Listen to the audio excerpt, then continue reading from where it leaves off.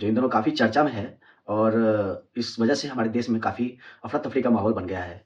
काफ़ी बहुत ज़्यादा हर तरफ शोर-शराबा फैल रहा है इस वजह से और ये क्या चीज़ है इसके बारे में आज हम बात करने वाले हैं। तो हम जी हाँ, आप सही समझ रहे हैं, हम आज बात करने वाले हैं यूजीसी के बारे में। तो यूजीसी जो यूनिवर्सिटी ग्रांट कमीशन है, ये क्या है और क्यों इन दिनों विवादों में है? और गवर्नमेंट ने जो हमारी सरकार है, उसकी क्या इस पे टेक है और सुप्रीम कोर्ट ने इस पे क्या वर्डिक्ट दिया है? और किस तरीके से ये सवर्णों को या कह सकते हैं कि अपर कास्ट वालों को के लिए मुसीबत का कारण बन सकता है, आगे प्रॉब्लम कर सकता है उनके लिए? और किस तरीके से ये एससी, एसटी को और या फिर ओबीसी हो गए, शेड्यूल कास्ट हो गया, शेड्यूल्ड एसटी हो गया या फिर ओबीसी हो गया। इन सबको कैसे ये मतलब एक तरह से कह सकते हैं कि किस तरीके से ये विवाद का कारण बन सकता है, किस तरीके से लोग इसका फ़ायदा उठा सकते हैं। तो आज हम उन सब मुद्दों पे आज बात करने वाले हैं।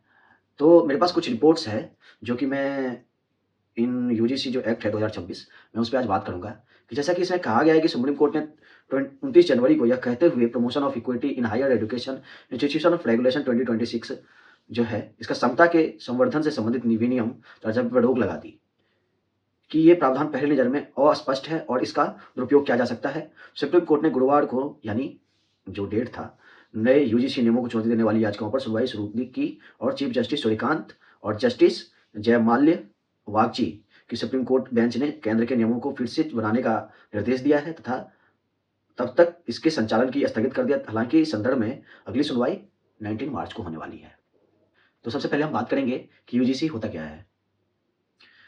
तो यूजीसी जो यूनिवर्सिटी ग्रांट कमीशन है भारत की उच्च शिक्षा प्रणाली, इसका कहा गया है इसमें कि उच्च शिक्षा प्रणाली को विनियमित, विकसित और सुदृढ़ करने वाली एक प्रमुख वैधानिक संस्था है। भारत में राष्ट्रीय शिक्षा व्यवस्था स्थापित करने का पहला प्रयास वर्ष 1944 के सार्जेंट रिपोर्ट से शुरू हुआ, जिसमें एक विश्वविद्यालय अनुदान समिति गठित करने की सिफारिश की गई थी और यूजीसी की स्थापना 1956 में यूजीसी अधिनियम 1956 के अंतर्गत की गई थी। यह केंद्रीय शिक्षा मंत्रालय के अधीन कार्य करता है।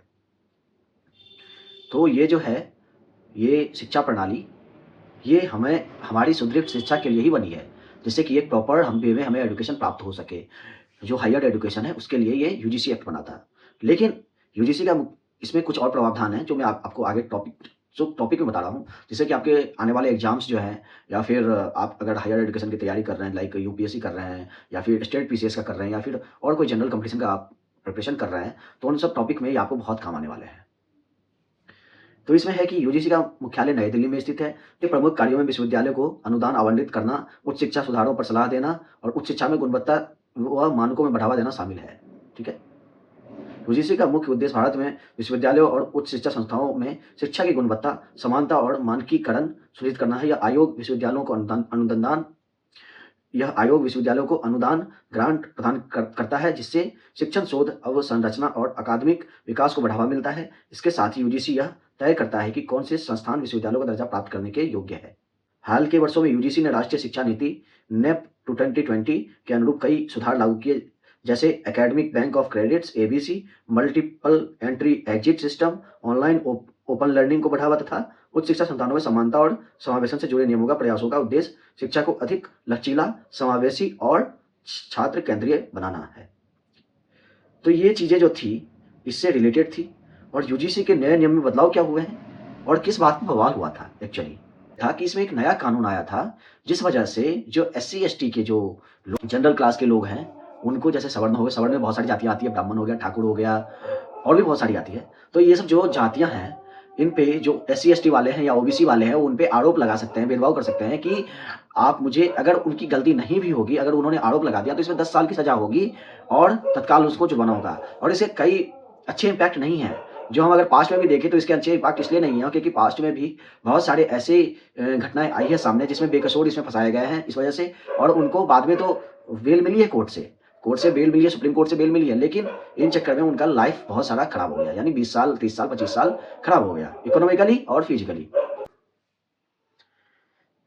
तो यूजीसी के जो नए नियम हैं, जो इन दिनों चर्चा में है और जिसको लेकर के काफ़ी विवाद हो रहा है, वो नियम कुछ इस तरह से हैं कि यूजीसी के नए नियम लागू करने का जो भारतीय शिक्षा है प्रणाली स्पष्ट बदलाव है आए हैं। इन परिणामों से न केवल शैक्षणिक गुणवत्ता बेहतर होगी, बल्कि छात्रों की सुरक्षा, समान अवसर, न्याय और पारदर्शिता का वो मिलेगा। ठीक है?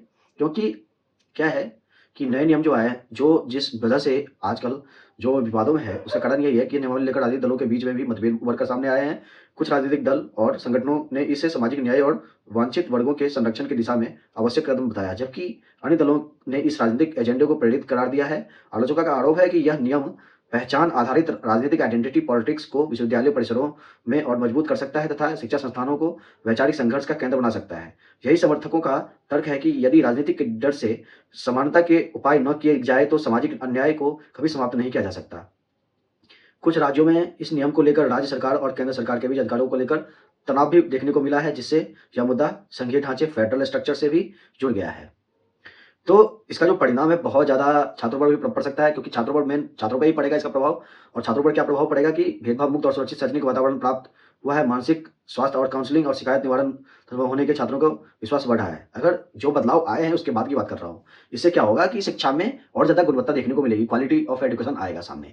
अगर आप इस तरह की जो नीति है, जो आप एक्ट लगा रहे हो, जो बिना शक के आधार पे, बिना कोई कुछ झूठ बोल रहा है कि अगर किसी ने कह दिया और ऐसा एक्ट बन गया रॉलेट एक्ट की तरह कि लोग उस आधार पे उसको सवर्ण क्लास के जो है, बड़े रिजर्व क्लास के लोग, उनको गिरफ्तार कर लिया जाएगा और फिर उनको जेल में डाल दिया जाएगा। इससे क्या होगा कि आने वाली जो जनरेशन है, इससे काफ़ी बैडली इम्पैक्ट पड़ेगा उनके माइंड पे।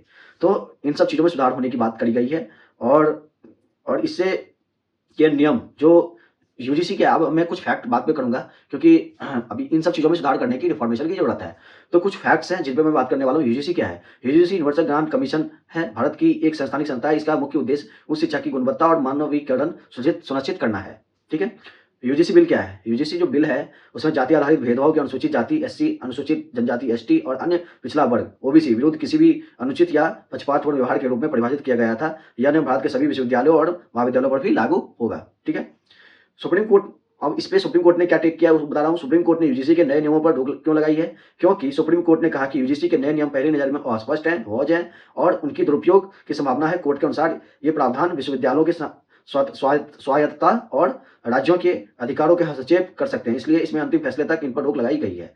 सुप्रीम कोर्ट ने यूजीसी के किस नियम को स्थगित किया है? सुप्रीम कोर्ट ने promotion of equity in higher education institution regulation act 2026 को अस्थायी रूप से स्थगित कर दिया है। हालांकि 2012 के पुराने यूजीसी रेगुलेशन अभी भी लागू होंगे। यूजीसी का स्थापना कब हुई थी? यूजीसी की स्थापना अधिनियम 1956 के तहत की गई थी।